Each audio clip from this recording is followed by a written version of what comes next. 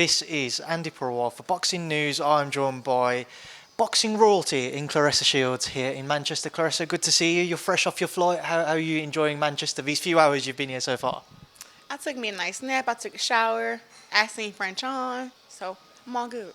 We did see you running out to catch up with Franchon. Just walk me through kind of that little journey you had there and obviously what you had to say to her ahead of tonight. It was more listening to what she had to say. You know, I'm just here to support her, and it's her big night. And even though the talk has been all about me, I'm letting her know it's her big night, and she has to go out there and do her big one. What have you made of that? You just mentioned all the talks being about you, and certainly your name's been mentioned a lot this week. Do you feel like they're just trying to angle towards a future fight with you? You've obviously beaten them both twice, or is it just because maybe you feel they're trying to sell the fight and you're the best way to do that? Maybe both, trying to sell the fight the best way to do that, and then also too, like, I do have history with both girls, and they're really trying to build up a rematch between me and Savannah. They're like disregarding Franchon, and it's damn near like they're making it seem like she's not there, because I've even heard Savannah say things like, "Oh, when I do win the fight, Claressa's gonna avoid the rematch," and it was like, you thinking too far ahead. Like, you still have to win, and even with that, why would I, the GOAT, avoid you? And I beat you already. It's like she don't even remember that she lost. That's how hard I hit her. Do you feel like she hasn't given you the respect since you beat her last year? Well, the night of and maybe a week after, it was some respect. She went away for a while. Nobody heard from her for a few months. And then she came back out screaming about the rematch clause and saying she wanted a rematch, getting on Sky TV, saying that I don't sell tickets in America, and I have a terrible character. Nobody wants to work with me. She got on Sky Sports saying all these things. And I'm like, and then she wanted the rematch here in the UK. And it was like, is she fucking serious? Can't be. What she think they're going to do, chain me up and make me come over here and fight her? Like, I'm the undisputed champion. And I told her I would rematch her. That's not a problem. Why wouldn't you rematch somebody who you beat unanimously? It doesn't make sense. So she just started being disrespectful and saying all this stuff. And I just proved her wrong. I just fought in Detroit. I sold 12,000 tickets against an opponent who came in last week replacing. People showed up to see me fight. They don't care who the opponent is anymore. If it was Savannah, it would do a lot more. You know, people would definitely still going to come out. But it's like she just delusional and disrespectful. And that's why she's not getting a chance to fight against me again here in the UK. So she actually said... If she wins. Yeah. I will get your thoughts on the fight tonight shortly, but she actually said to me a couple of days ago that when it came to regarding a rematch between the pair of you, that you asked for big money, which wasn't feasible for the fight to take place over in the States as well. She lying. Don't know what the fuck she's talking about again. Savannah just be making shit up. If you go back before we fought, right? I said there's a rematch clause for our fight. It's video of her saying, doesn't know what she's talking about. There isn't a rematch clause. This is all or nothing for me. But then, after she loses, she's activating a rematch clause that she said was not there. She's just a habitual liar. That's it. She likes to lie. It makes her feel good. I don't know. It's something wrong with her. But she just be lying, because why wouldn't there be the same or more money for me to fight her in a rematch in the U.S.? The negotiation couldn't even start because she wouldn't get out of her mind that we're not fighting in the U.K. You have to come here. Why would I come to someone with no belts? So she's in her mind still thinking that she holds one belt. You hold zero. Zero belts. You have to come to the champion. You are the challenger. So I don't know what's wrong with her. I just think she's just a little crazy a little bit. She and Peter believe that whoever wins tonight in that fight is arguably the biggest fight for you out there currently, and potentially the most financially rewarding. Would you agree with that if you was to face the winner of tonight to potentially become an undisputed super middleweight champion as well? Financially rewarding, yes. But I have other challenges outside of 168, outside of 160. I can fight girls at 54. I have challenges. I can challenge myself to go to 47. I have challenges. I can create challenges and create opportunity. I don't have to fight against either of the girls that win if I don't want to. Like now, financially, those are the two best fights, right? But there are other fights that are financially close to those at 160 and at 154. But of course, who doesn't want to see the rematch with me and Savannah, especially with her saying, "Oh, she underestimated me. She didn't take me seriously. She didn't train hard enough. Her and Peter had two different game plans." We got every excuse in the book except for she was the better fighter. I got my ass whooped. What happens tonight between Franchon and Savannah? It's going to be tough for both ladies, but I have the fight going to Franchon. I think that Franchon is experienced enough to deal with the power and to deal with the size of Savannah. And now skill-wise, I feel like Franchon probably has the edge there. Franchon has been around the block a lot. I've been in the ring with Franchon a few times, and every time it's been like, man, this girl she's calculating and she's learning more and she's awkward. She's not easy to hit. She's not easy to deal with. You don't know where she's coming from. And she has wicked power. I said that when she fought against Ellen Cederos. She hit Ellen with some stuff, and I'm like, man. And I don't think that Savannah Marshall has as great defense as everybody think that she has. I was able to hit her with a lot of punches. I was able to hit her to the body a lot and also to the face. I was able to counter her. She's not the fastest. She's strong. She's not the fastest. She's not the smartest. And her footwork is clumsy. So it's going to be a fight between two awkward women in there who are both big, both strong. But I think skill-wise, I give the edge to Franchon, and that's who I'm cheering for tonight. People talk about an away fighter travelling over, even though she's the champion. If he was to go to the cars, do you think that might be something which might be on Franchon's mind at all? Well, Franchon has a great team, and they make sure that she has neutral judges, just like I have for mine, neutral ref. So I believe that tonight everything shall be fair, and the best woman will win. And there's going to be knockdowns and all that kind of stuff. I believe too. So I'm excited to see it tonight. We've spoken about you potentially facing Savannah. Obviously, if Franchon gets her hand raised, the other female in tonight's fight that you've beaten previously, at 168, would that be, which one would you say is a tougher test? Maybe the Franchon rematch or the Savannah rematch? I would say Franchon. We haven't fought in years. I beat Savannah, and the thing is, we only fought in October. I can still remember when I was inside the ring with Savannah, and I can see what I need to do differently and how I can make the fight easier for myself. I haven't fought against Franchon in years, so I would really have to get in there. I would have to study her previous film and then have to figure some stuff out during the fight, right? So it'd be, and also if we fought at 68, it'd be more of her comfortable weight class, not mine. I can fight as low as 54, 47. So going to 68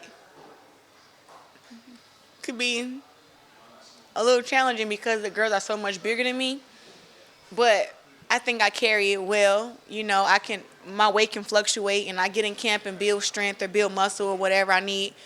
But she'll come in there with the size advantage, as Marshall did. So I think Franchon will be the tougher test but we also been inside the ring with each other 4 or 5 times in the amateurs, and then now, we sparred one time, but it wasn't like sparring and fighting is two different things. So I think the fight with Franchon will be harder than a rematch with Marshall, because all Marshall can do, she tried to bully me and knock me out and show that she was stronger and all that stuff, and she got out-bullied, she got out-punched, she got outboxed. Now she's saying that she feels her game plan is to be longer and to try to box me, and it's like, you cannot outbox me because I think faster than you. I move faster than you. I'm more aggressive than you. I know how to cut the ring off. So that's her only game plan that she can have to beat me, and when I hit her, she's going to resort back to her old game plan that she had first fight, which is going to make it even more easier. So I have Savannah Marshall's number, and I'll always have her number. Another woman fighting tonight who you were previously in talks to face but you never came off is Natasha Jonas. When those talks were ongoing, Natasha came out saying that she felt undervalued with the offer that was put to her. Can you just talk to me about that, and is it possible that you might revisit that fight at some point? There's 100 ways to say yes, one way to say no. She said no, and she was offered a lot of money, like $500,000. She turned it down. Nobody knows who Natasha Jonas is in America. So the fact that she was even offered that much, and I was willing to come over here into the UK to fight her also, every time they met her requirements, she went up. She went more and more up in money. And they already started at, okay, you want this much? Okay. Yes. And she just kept having a reason to say no. And I think she also, too, was a little upset that I wouldn't take the rematch clause. Or it wasn't the rematch clause. It was the weight hydration thing. If I make the weight, if that's 54 or if that's 60, whatever the weight is, nobody's going to put restrictions on me about how much weight I can gain after the fight. I don't gain no more than 10 pounds anyway, but it's just the fact of if I do gain more, I'm not going to be penalized for that. I've done my job, and my job is to make either 154 or 160. I believe she wanted to fight for my Undisputed Championship up at 160, but I think she wanted me to weigh in at 156. And it was like, no, if we're going to fight for the Undisputed Championship at middleweight, the weight is going to be 160. Why would I sign a contract to fight at 156? If we're going to do that, we might as well fight for your belts at 154. So we fought for my belt. She could still lose. I would be Undisputed Champion, but she would still be champion in her weight class. So why would I give up a few more pounds and you get to still remain champion? So it was just a few things. And I think that Natasha Jonas, her and her team know that I'm not an easy task. And they know that I'm going to go in there and try to knock her out and beat her up and end her career. And it's very possible that that can happen. So, like I said, I'm open to all opportunities. Terry Harper, Natasha Jonas, Franchon, Savannah, Shadesha, Green. Whoever they got who they saying is the best or who can beat me, I'm all there for it. Just a few fights I want to get your thoughts on before I'll wrap this up. Well, I was going to ask about Chantel now. She's obviously a lot of talk about the Katie Taylor rematch. We saw what happened in the first fight. What do you think happens in a rematch between Chantel and Katie? Katie cannot outfight Chantel because she's too big and she's too powerful. Katie would have to be very, very strategic to not take those punches, not get hit with the body shots, and not show that she's hurt with shots. Because I feel like Katie can outbox damn near anybody. But Chantel was just on her the whole fight. And I feel like Katie may have won the fight but lost the war. It's like Chantel was the hunter. She was in there letting her shots. She was the aggressor. She was controlling the ring. Had a good jab, good body shots. And that's what got her to win. So I feel like if in a rematch, if Chantel comes with that same game plan, she could possibly win again if Katie doesn't up her game. And she may have to stand there and fight her some and not be so much on the defense to not get hit with shots. Would the weight make a difference in your opinion? Obviously the first one was at 140. There's talk of it potentially being at 135 for the rematch for Katie's belts. The weight could definitely be a game changer because Chantel would have to lose more, but she would still gain the weight that she gains after the fight. And strategically, Katie's a smaller fighter, so I feel like if they're gonna fight at 135, they should fight at 135 for Katie belts, but Katie should put a rematch. She should put a rehydration clause and let her know you can't gain more than 10 pounds or something like that. Because when you start gaining 15, 20, 25 pounds, now you have a 135er versus a 160-pounder fight night. And yeah, it's not fair, but hey, it's the game. But I'm just saying strategically, if I was Katie, that's what I would do. A fight which was announced yesterday, which caught everybody, including yourself, by surprise. I saw over social media, Claressa, is Canelo versus Canelo-Charlo.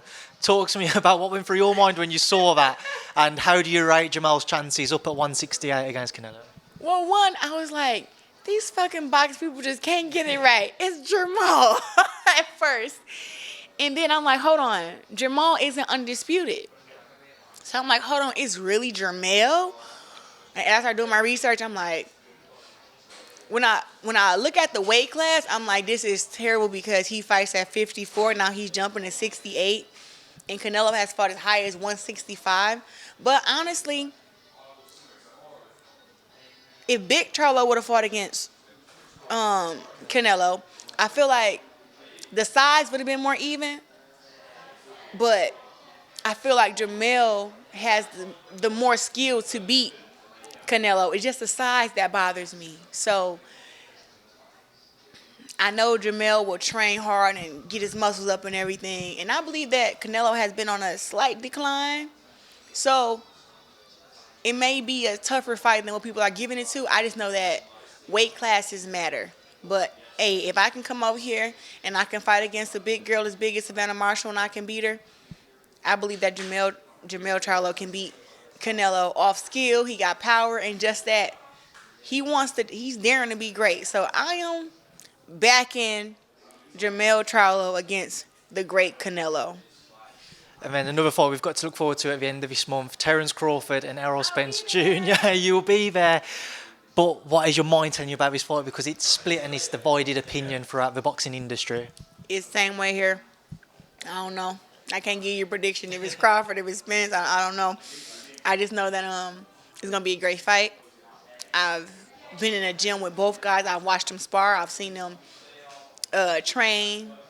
Me and Terence Crawford have the same nutritionist team. So it's going to be a lot that both guys are going to put each other through. But if I look at it, I'm like, to me, Terence Crawford has that more grit, and he has that skill. But he's like an angry dude. Like, he ain't an angry guy, but inside the ring, he's angry and he got a lot to prove. And it's like, he probably look at it as like Earl has had everything handed to him. He's fought at the Cowboy Stadium. He got 3 belts, da-da-da. And it's like, Terence, like, he wants that. So I feel like the hungrier guy may be Terence Crawford, but still, you got skill, power, IQ, and all that stuff got to come into play. And preparation. So if one guy trains too hard and the other doesn't, or a guy gets injured, you don't know. But I know that no guy is going to call off this fight no matter what. If somebody get a broken rib, they're still going to show up to the fight ready to fight July 27th. So it's going to be a great fight. I don't know who's going to win. I just know I'm going to have my eyes glued to the ring. You will not be the only one, Claressa. And I will leave you now to obviously enjoy the rest of your day and your time here in Manchester. Enjoy tonight, and thank you for speaking to me.